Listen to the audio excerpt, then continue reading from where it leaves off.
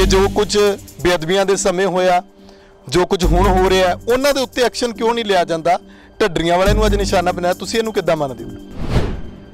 उन्हां नूं चाहीदा सी कि वो अकाल तख्त साहब वालों बनाई हुई कमेटी का सत्कार करदे, जां तां फिर वो ये कह देण कि मैं अकाल तख्त की अथॉरिटी नूं मनदा नहीं हाँ।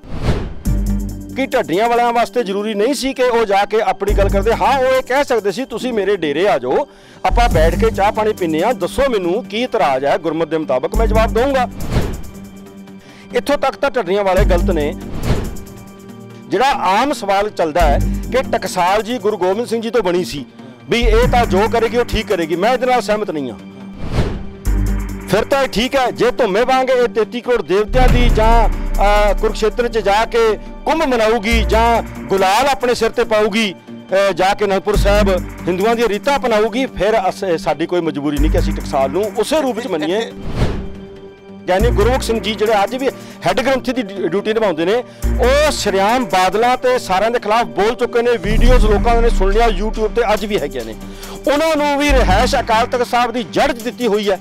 इन्होंने दोषियों को जेकर श्रोमणी गुरुद्वारा प्रबंधक कमेटी रिहायश दिंदी है, जिहड़ी कि कौमी रिहायश है, जिहड़ी कि कौम की रिहायश है, दोषियों को दी जाती है, उहदे ते क्यों नहीं बोलते ज्ञानी हरप्रीत सिंह जी? श्री अकाल तख्त साहब तो भाई रणजीत सिंह ढड्डरियां वालियां नूं एक तरीके दे नाल बाईकाट करन दा जिहड़ा ढड्डरियां वालियां दे कह रहे हैं कि प्रोग्राम भी ना सुने जान, जथेदार साहब ज्ञानी हरप्रीत सिंह का फरमान आया।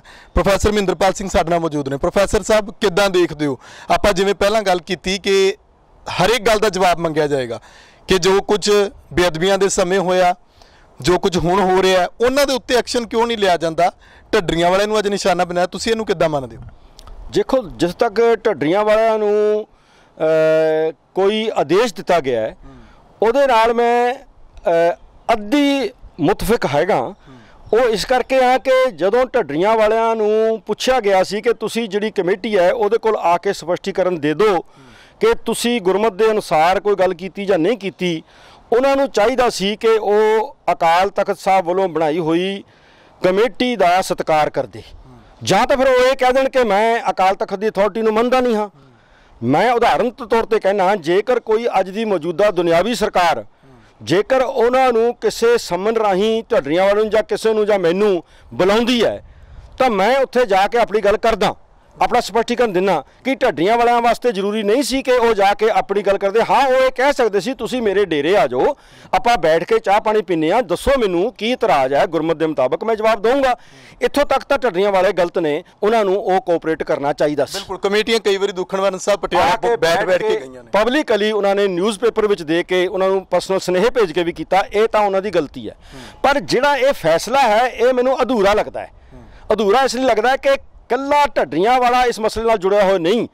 ये पिछले सोशल मीडिया 1.5 साल तो कौम नूं पागल कीता, कदे ढड्डरियां वाला बोलदा, कदे कोई टकसाली बोलदा, दूजा सारा नौजवान इन्हां दे दुआले घूमी जांदा है। पर अज दूजे पासे कोई इनकुआरी नहीं की गई, कोई सूमोटो नहीं लिया गया। अकाल तख्त साडे सुप्रीम सीट है, भावें मैं अज दे रूप च जथेदार हरप्रीत सिंह नूं नहीं मनदा, पर मैं अकाल तख्त साहब नूं तां मनदा, ज्ञानी जी दी मैं इज्जत करदा, ते कौम उन्हां नूं मनदी है। असीं जथेदार साहब नूं क्यों नहीं मनदे? असीं क्योंकि अखलाकी तौर पर सरबत खालसा वालों चुने हुए जथेदारां नूं जथेदार मनदे हाँ। वो हालात ऐसे सी जदों असीं ये फैसला लिया सारे नाल मिल के, इसलिए साडी अखलाकी जिम्मेवारी है कि असीं ध्यान सिंह मंड ते सरदार जगतार सिंह हवारा नूं ही जथेदार मनदे हाँ। पर वो एक अड्ड गल है। चलो आपां मैटर ते आईए। ढड्डरियां वाले कहंदे ने कि जिहड़ा जथेदार साहब ने फरमान दिता है ये किते ना किते समाजिक कतल है। नहीं, मैं ढड्डरियां वालियां दे गल नाल तां इन्ना मुतफिक नहीं हाँ, पर मैं इस गल नूं अगे लेना चाहुंदा अपने वलों कि जथेदार साहब ने धुम्मा साहब नूं क्यों बरी कर दिता, जिहड़ा सानूं अज भी देवी देवतियां दे थल्ले रखना चाहता, वो भी मंजी साहब दे दीवान हाल च बैठ के। वो कहता है कि हरमंदर साहब की जिहड़ी सेवा है, कार सेवा है, वो 33 करोड़ देवतियां ने बढ़ाई है। इन्हां जंजालां चों तां सानूं गुरु साहब ने कढ़िया है। सो जे ढड्डरियां वालियां दा धुम्मे नाल कलैश है, तो मैं एक होर गल इत्थे जोड़ना चाहना, शायद वो अगे जाके बिल्कुल स्पष्ट हो जूगी कि जदों ज्ञानी भुपिंदर सिंह जी नूं ढड्डरियां वालियां दे नाल बैठिਆਂ नूं मार दिता गया, तो टकसाल दा एक बुलारा चरणजीत सिंह हसनपुर लुधियाने की अदालत विच आके कहंदा भी जिहड़ा भी खंगेगा उन्होंने ऐं टंगांगे। ये उहदा वर्शन है, वीडियोग्राफी हुई है। इहदा मतलब टकसाल कहंदी है क्योंकि उहदा बुलारा कहंदा है। ਤੇ ਉਹਨਾਂ ਨੂੰ ਕਿਉਂ ਨਹੀਂ ਪੁੱਛੇਗਾ ਵੀ ਤੁਸੀਂ ਇੱਕ ਗੁਰਸਿੱਖ ਨੂੰ ਇਦਾਂ ਗੋਲੀਆਂ ਮਾਰ ਕੇ ਕਿਵੇਂ ਮਾਰ ਸਕਦੇ ਹੋ? ਜਥੇਦਾਰ ਸਾਹਿਬ ਕੀ ਇੱਕ ਪਾਸੇ ਇੱਕ ਹੋਰ ਮੈਂ ਤੁਹਾਨੂੰ ਇੰਪੋਰਟੈਂਟ ਗੱਲ ਦੱਸਦਾ, ਜਥੇਦਾਰ ਸਾਹਿਬ ਅੱਜ ਸੁਪਰੀਮ ਨੇ, ਪਰ ਇਹਨਾਂ ਤੋਂ ਪਹਿਲਾਂ ਜਥੇਦਾਰ ਜਿਹੜੇ ਸੀ ਗੁਰਬਚਨ ਸਿੰਘ ਜੀ, ਉਹਨਾਂ ਨੇ ਬੜੀਆਂ ਗਲਤੀਆਂ ਕੀਤੀਆਂ ਤੇ ਅਕਾਲ ਤਖਤ ਸਾਹਿਬ ਤੋਂ ਸਿਰਸੇ ਵਾਲੇ ਸਾਹਿਬ ਨੂੰ ਮਾਫ ਵੀ ਕਰਤਾ। ਪਰ ਸੱਚਾਈ ਇਹ ਹੈ ਕਿ ਅੱਜ ਸਭ ਤੋਂ ਵੱਡੀ ਜਿਹੜੀ ਸ਼੍ਰੋਮਣੀ ਗੁਰਦੁਆਰਾ ਪ੍ਰਬੰਧਕ ਕਮੇਟੀ ਦੀ ਅਕਾਲ ਤਖਤ ਸਾਹਿਬ ਦੇ ਜਥੇਦਾਰ ਕੋਲ ਰਿਹਾਇਸ਼ ਹੁੰਦੀ ਹੈ, ਉਹ ਅੱਜ ਵੀ ਗਿਆਨੀ ਗੁਰਬਚਨ ਸਿੰਘ ਕੋਲ ਹੈ। ਤੇ ਹਰਪ੍ਰੀਤ ਸਿੰਘ ਜੀ ਇੱਕ ਸਫਰੀ ਤੌਰ ਤੇ ਆਉਂਦੇ ਨੇ, ਇੱਕ ਕਮਰੇ 'ਚ ਬੈਠ ਕੇ ਚਲੇ ਜਾਂਦੇ ਨੇ। ਉਧਰ ਧਿਆਨ ਕੌਣ ਦਊਗਾ? ਗਿਆਨੀ ਹਰਪ੍ਰੀਤ ਸਿੰਘ ਜੀ ਨੂੰ ਮੈਂ ਗੱਲ ਕਹਿਣਾ। ਦੂਸਰੀ ਗੱਲ ਇਹ ਹੈ ਕਿ ਇੱਕ ਗਿਆਨੀ ਗੁਰਮੁਖ ਸਿੰਘ ਜੀ ਜਿਹੜੇ ਅੱਜ ਵੀ ਹੈੱਡ ਗ੍ਰੰਥੀ ਦੀ ਡਿਊਟੀ ਨਿਭਾਉਂਦੇ ਨੇ, ਉਹ ਸ਼੍ਰੀਆਮ ਬਾਦਲਾਂ ਤੇ ਸਾਰਿਆਂ ਦੇ ਖਿਲਾਫ ਬੋਲ ਚੁੱਕੇ ਨੇ। ਵੀਡੀਓਜ਼ ਲੋਕਾਂ ਨੇ ਸੁਣੀਆਂ YouTube ਤੇ ਅੱਜ ਵੀ ਹੈਗੀਆਂ ਨੇ। ਉਹਨਾਂ ਨੂੰ ਵੀ ਰਿਹਾਇਸ਼ ਅਕਾਲ ਤਖਤ ਸਾਹਿਬ ਦੀ ਜੜ 'ਚ ਦਿੱਤੀ ਹੋਈ ਹੈ। ਇਹਨਾਂ ਦੋਸ਼ੀਆਂ ਨੂੰ ਜੇਕਰ ਸ਼੍ਰੋਮਣੀ ਗੁਰਦੁਆਰਾ ਪ੍ਰਬੰਧਕ ਕਮੇਟੀ ਰਿਹਾਇਸ਼ ਦਿੰਦੀ ਹੈ, ਜਿਹੜੀ ਕਿ ਕੌਮੀ ਰਿਹਾਇਸ਼ ਹੈ, ਜਿਹੜੀ ਕਿ ਕੌਮ ਦੀ ਰਿਹਾਇਸ਼ ਹੈ, ਦੋਸ਼ੀਆਂ ਨੂੰ ਦਿੱਤੀ ਜਾਂਦੀ ਹੈ, ਉਹਦੇ ਤੇ ਕਿਉਂ ਨਹੀਂ ਬੋਲਦੇ ਗਿਆਨੀ ਹਰਪ੍ਰੀਤ ਸਿੰਘ ਜੀ? ਕੀ ਉਹ ਡਰਦੇ ਨੇ? ਕੀ ਗਿਆਨੀ ਗੁਰਬਚਨ ਸਿੰਘ ਕੋਲ ਤੇ ਗੁਰਮੁਖ ਸਿੰਘ ਕੋਲ ਬਾਦਲਾਂ ਦੇ ਕੋਈ ਰਾਜ ਨੇ? ਸੋ ਢੱਡੀਆਂ ਵਾਲਿਆਂ ਦਾ ਮਸਲੇ ਨੂੰ ਅਸੀਂ ਉਦੋਂ ਇੰਪੋਰਟੈਂਟ ਮੰਨਾਂਗੇ ਜਿੰਨਾ ਕੁ ਉਹਨਾਂ ਨੇ ਕਿਹਾ ਅਸੀਂ ਉਹਦੇ ਨਾਲ ਸਹਿਮਤ ਹਾਂ। ਉਸ ਕਰਕੇ ਜਿਹੜਾ ਮੈਂ ਪਹਿਲਾਂ ਕਿਹਾ ਕਿ ਉਹ ਪੇਸ਼ ਨਹੀਂ ਹੋਏ। ਪੱਕ ਇਹੋ ਜਿਹੇ ਨੇ ਨਾ ਜਿੱਥੇ ਢੱਡਰੀਆਂ ਵਾਲੇ ਸਹੀ ਤਰੀਕੇ ਨਾਲ ਸਵਾਲ ਚੁੱਕਦੇ ਨੇ, ਉਹ ਕਹਿੰਦੇ ਨੇ ਕਿ ਬਾਕੀਆਂ ਤੇ ਨੋਟਿਸ ਕਿਉਂ ਨਹੀਂ ਲਿਆ ਗਿਆ? ਜਦੋਂ ਇਹ ਕਿਹਾ ਤਾਂ ਜਾਂਦਾ ਚਰਚਾ ਦੇ ਵਿੱਚ ਹੈ ਕਿ ਬਾਦਲਾਂ ਦੀ ਕੋਠੀ ਦੇ ਵਿੱਚ ਜਾ ਕੇ ਫੈਸਲੇ ਲਏ ਗਏ, ਉਹਨਾਂ ਨੂੰ ਕਿਉਂ ਨਹੀਂ ਸੂ ਮੋਟਰ ਨੋਟਿਸ ਲੈ ਕੇ ਉਹਨਾਂ ਤੇ ਕਾਰਵਾਈ ਕਿਉਂ ਨਹੀਂ ਕੀਤੀ ਜਾਂਦੀ? ਢੱਡਰੀਆਂ ਵਾਲੇ ਨੂੰ ਹੀ ਨਿਸ਼ਾਨਾ ਕਿਉਂ ਬਣਾ ਲਿਆ ਜਾਂਦਾ? ਮੈਂ ਤੁਹਾਡੇ ਨਾਲ ਸਪਸ਼ਟ ਕਰ ਲਈ ਹੈ ਕਿ ਉਹਨਾਂ ਦੇ ਇਤਰਾਜ਼ ਸਾਨੂੰ ਹੈਗਾ, ਢੱਡਰੀਆਂ ਵਾਲਿਆਂ ਨੂੰ ਵੀ ਹੋ ਸਕਦਾ ਹੈ, ਪਰ ਢੱਡਰੀਆਂ ਵਾਲਿਆਂ ਨੇ ਜਿਹੜੀ ਪਹਿਲੀ ਗਲਤੀ ਕੀਤੀ ਹੈ ਕਿ ਉੱਥੇ ਨਾ ਜਾ ਕੇ, ਜੋ ਸੱਚੇ ਨੇ ਅੱਜ ਵੀ ਮੈਂ ਕਹਿਣਾ, ਅੱਜ ਵੀ ਉਹ ਕਹਿ ਦੇਣ ਮੀਡੀਆ ਰਾਹੀਂ ਕਹਿ ਦੇਣ ਵੀ ਜਥੇਦਾਰ ਜੀ ਮੈਂ ਆਉਣ ਨੂੰ ਤਿਆਰ ਹਾਂ, ਇਹਦੇ 'ਚ ਕੋਈ ਨਹੀਂ ਹੁੰਦਾ। ਅਕਾਲ ਤਖਤ ਸਾਹਿਬ ਹਮੇਸ਼ਾ ਵੱਡੇ ਹੀ ਰਹਿਣਾ। ਪਰ ਉਹ ਤਾਂ ਕਹਿੰਦੇ ਨੇ ਨਾ ਕਿ ਤੁਸੀਂ ਆ ਕੇ ਟੀਵੀ ਤੇ ਕਿਤੇ ਵੀ ਡਿਬੇਟ ਕਰ ਲਓ, ਉਹ ਕਹਿੰਦੇ ਨੇ ਅਸੀਂ ਤਾਂ ਸਾਹਮਣੇ ਟੀਵੀ ਤੇ ਆ ਕੇ ਡਿਬੇਟ ਕਰ ਲਓ। ਮੈਂ ਕਹਿੰਦੇ ਆਪਣੇ ਸਬੂਤ ਦੇਣਾ, ਤੁਸੀਂ ਆਪਣੇ ਸਬੂਤ ਦਿਓ। ਮੈਂ ਕੌਮੀ ਵੀ ਹਾਂ, ਮੈਂ ਭਾਵੇਂ ਮਤਲਬ ਕਿ ਹਰਪ੍ਰੀਤ ਸਿੰਘ ਜੀ ਨਾਲ ਮੇਰੇ ਕੋਈ ਵਿਚਾਰਧਾਰਕ ਵਿਰੋਧ ਹੋਣ, ਪਰ ਮੈਂ ਕੌਮੀ ਵੀ ਹਾਂ, ਕੌਮ ਦਾ ਹਿੱਸਾ ਵੀ ਹੈਗਾ। ਜਥੇਦਾਰ ਸਾਡੇ ਜਿਹੜੇ ਨੇ ਉਹ ਡਿਬੇਟ ਕਰਦੇ ਚੰਗੇ ਨਹੀਂ ਲੱਗਦੇ ਹੈਗੇ। ਉਹ ਜਦੋਂ ਉਹ ਆਏ ਸੀ ਤਾਂ ਢੱਡਰੀਆਂ ਵਾਲਿਆਂ ਨੂੰ ਉਹਨਾਂ ਦੀ ਗੱਲ ਜ਼ਰੂਰ ਸੁਣਨੀ ਚਾਹੀਦੀ ਸੀ, ਆਪਣੀ ਗੱਲ ਕਹਿਣੀ ਚਾਹੀਦੀ ਸੀ, ਉਹਨਾਂ ਨੂੰ ਪੂਰਾ ਅਧਿਕਾਰ ਸੀ। ਇਹਨੂੰ ਲਾਅ ਆਫ ਨੈਚੁਰਲ ਜਸਟਿਸ ਕਹਿੰਦੇ ਨੇ ਕਿ ਦੋਹਾਂ ਧਿਰਾਂ ਨੂੰ ਸੁਣਿਆ ਜਾਵੇ। ਜਦੋਂ ਉਹਨਾਂ ਨੂੰ ਸੁਣਨ ਆਏ, ਉਹਨਾਂ ਨੇ ਆਪਣੇ ਆਪ ਨੂੰ ਸੁਣਾਇਆ ਹੀ ਨਹੀਂ। ਹੁਣ ਜਿੰਨਾ ਮਰਜ਼ੀ ਸੁਣਾਉਣ, ਇੱਥੇ ਇੰਨੇ ਕੁ ਪੁਆਇੰਟ ਤੱਕ ਉਹ ਗਲਤ ਨੇ।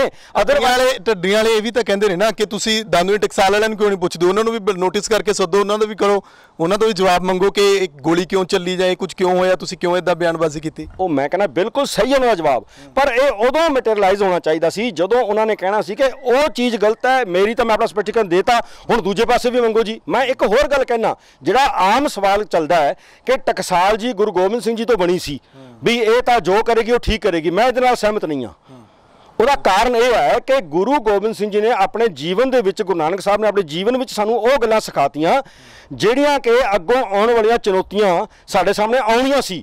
ਜਿਹਦੇ 'ਚੋਂ ਇਹ ਵੀ ਇੱਕ ਗੱਲ ਕਿ ਟਕਸਾਲ ਤਾਂ ਗੁਰੂ ਗੋਬਿੰਦ ਸਿੰਘ ਜੀ ਨੇ ਆਪ ਬਣਾਈ ਹੈ, ਉਹ ਜੋ ਕਹਿ ਦੇਗੀ ਸੱਚ ਕਹਿ, ਨਹੀਂ ਇਸ ਤਰ੍ਹਾਂ ਨਹੀਂ ਹੁੰਦਾ। ਗੁਰੂ ਗੋਬਿੰਦ ਸਿੰਘ ਜੀ ਨੇ ਮਸੰਦ ਜਿਹੜੇ ਤੀਜੇ ਪਾਤਸ਼ਾਹ ਨੇ ਪੈਦਾ ਕੀਤੇ ਸੀ, ਪ੍ਰਚਾਰ ਦੇ ਲਈ ਪੈਦਾ ਕੀਤੇ ਸੀ, ਪਰ ਜਦੋਂ ਉਹ ਗਲਤ ਹੋ ਗਏ ਉਦੋਂ ਉਹਨਾਂ ਨੂੰ ਇਸ ਕਰਕੇ ਮਾਨਤਾ ਨਹੀਂ ਮਿਲੀ ਕਿ ਗੁਰੂ ਅਮਰਦਾਸ ਜੀ ਨੇ ਪੜ੍ਹਾਏ ਸੀ, ਇਸ ਲਈ ਮੈਂ 10ਵਾਂ ਸਰੂਪਾਂ ਵੀ ਮੈਨੂੰ ਇਹ ਮੰਨਣਾ ਹੀ ਪਊਗਾ ਨਾ। ਉਹਨਾਂ ਨੇ ਸਾਨੂੰ ਸਮਝਾਉਣ ਖਾਤਰ ਉਹਨਾਂ ਨੂੰ ਕੜਾਹਿਆਂ ਵਿੱਚ ਵੀ ਪਾ ਕੇ ਤਲਤਾ, ਕਿਉਂਕਿ ਉਹਨਾਂ ਨੇ ਉਹ ਚੀਜ਼ ਨਹੀਂ ਕੀਤੀ ਜਿਸ ਚੀਜ਼ ਵਾਸਤੇ ਉਹਨਾਂ ਨੂੰ ਬਣਾਇਆ ਗਿਆ ਸੀ।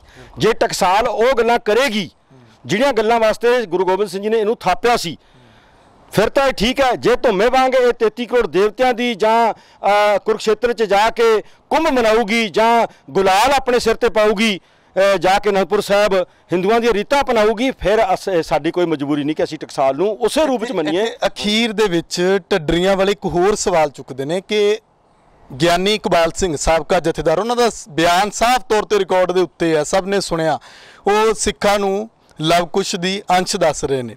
ਉਹਦਾ ਕਿਉਂ ਨਹੀਂ ਨੋਟਿਸ ਲਿਆ ਗਿਆ? ਗਿਆਨੀ ਇਕਬਾਲ ਸਿੰਘ ਦੇ ਐਕਸ਼ਨ ਕੋਈ ਨਹੀਂ, ਸਿਰਫ ਇਹ ਕਿਹਾ ਗਿਆ ਕਿ ਸਿੱਖ ਇੱਕ ਵੱਖਰੀ ਕੌਮ ਹੈ ਜੀ, ਅਸੀਂ ਉਹਦੇ ਨਾਲ ਸਹਿਮਤ ਨਹੀਂ। ਬਿਲਕੁਲ ਇਹ ਗੱਲ ਬਿਲਕੁਲ ਢੱਡਰੀਆਂ ਵਾਲੇ ਦੀ ਬਿਲਕੁਲ ਠੀਕ ਹੈ ਕਿ ਜੇਕਰ ਢੱਡਰੀਆਂ ਵਾਲਿਆਂ ਨੇ ਕੁਝ ਗਲਤ ਕਿਹਾ, ਉਹਦਾ ਨੋਟਿਸ ਹੋ ਗਿਆ, ਉਹਨੂੰ ਸਜ਼ਾ ਦਿੱਤੀ ਗਈ, ਉਹਦੇ ਹਿਸਾਬ ਨਾਲ ਉਹਨਾਂ ਨੇ ਆਪਣੇ ਹਿਸਾਬ ਨਾਲ ਸਜ਼ਾ ਦੇਤੀ। ਪਰ ਇਕਬਾਲ ਸਿੰਘ ਨੇ ਨੈਸ਼ਨਲ ਟੀਵੀ ਤੇ ਨੈਸ਼ਨਲ ਪ੍ਰੋਗਰਾਮ ਦੇ, ਇੰਟਰਨੈਸ਼ਨਲ ਪ੍ਰੋਗਰਾਮ ਦੇ ਵਿੱਚ ਖੜ ਕੇ ਸਾਡੀ ਕੌਮੀ ਮਤਲਬ ਕਿ ਹੈਸੀਅਤ ਨੂੰ ਚੈਲੰਜ ਕੀਤਾ ਤੇ ਜਥੇਦਾਰ ਸਾਹਿਬ ਨੂੰ ਉਹਨੂੰ ਵੀ ਕਰਨਾ ਚਾਹੀਦਾ ਸੀ। ਜਿਵੇਂ ਧਿਆਨ ਸਿੰਘ ਮੰਡ ਨੇ ਉਹਨਾਂ ਨੂੰ ਛੇਕਿਆ, ਉੱਦਾਂ ਹਰਪ੍ਰੀਤ ਸਿੰਘ ਨੂੰ ਵੀ ਆਪਣੀ ਡਿਊਟੀ ਨਿਭਾਉਣੀ ਚਾਹੀਦੀ ਸੀ। ਕੇਵਲ ਮਿੱਠੀ ਜੀ ਗੱਲ ਕਰਕੇ ਕਿ ਅਸੀਂ ਇੱਕ ਅੱਡ ਕੌਮ ਆ ਜੀ, ਇਹ ਉਹਦਾ ਜਵਾਬ ਨਹੀਂ ਹੈ। ਪਰ ਨਾਲੋਂ ਨਾਲ ਇੱਕ ਹੋਰ ਜੋੜ ਦਿੰਦਾ, ਉਹਨਾਂ ਨੇ ਇਹ ਵੀ ਗੱਲ ਕਹੀ ਹੈ ਕਿ ਪ੍ਰਧਾਨ ਮੰਤਰੀ ਮੋਦੀ ਸਾਹਿਬ ਨੇ ਵੀ ਗੋਬਿੰਦ ਗੀਤਾ ਬਾਰੇ ਬੋਲਿਆ, ਉਹਦੇ ਤੇ ਕਿਉਂ ਨਹੀਂ ਸਪਸ਼ਟੀਕਰਨ ਦਿੰਦੇ? ਮੈਂ ਉੱਥੇ ਹੀ ਆਉਣਾ ਸੀ ਜਿੱਥੇ ਇਕਬਾਲ ਸਿੰਘ ਉੱਥੇ ਖੜਾ ਇਹ ਗੱਲ ਕਹਿ ਰਿਹਾ ਸੀ। ਉੱਥੇ ਮੋਦੀ ਵੀ ਇਸ ਸਦੀ ਦਾ ਇਸ ਯੁੱਗ ਦਾ ਸਭ ਤੋਂ ਵੱਡਾ ਝੂਠ ਬੋਲ ਰਿਹਾ ਸੀ ਕਿ ਗੁਰੂ ਗੋਬਿੰਦ ਸਿੰਘ ਜੀ ਨੇ ਰਮਾਇਣ ਲਿਖੀ ਹੈ, ਗੋਬਿੰਦ ਰਮਾਇਣ, ਜਿਹਦਾ ਸਪਸ਼ਟੀਕਰਨ ਸਿੱਖ ਅੱਜ ਚਾਹੁੰਦਾ ਹੈ, ਖਾਸ ਕਰ ਨੌਜਵਾਨ ਚਾਹੁੰਦਾ ਹੈ।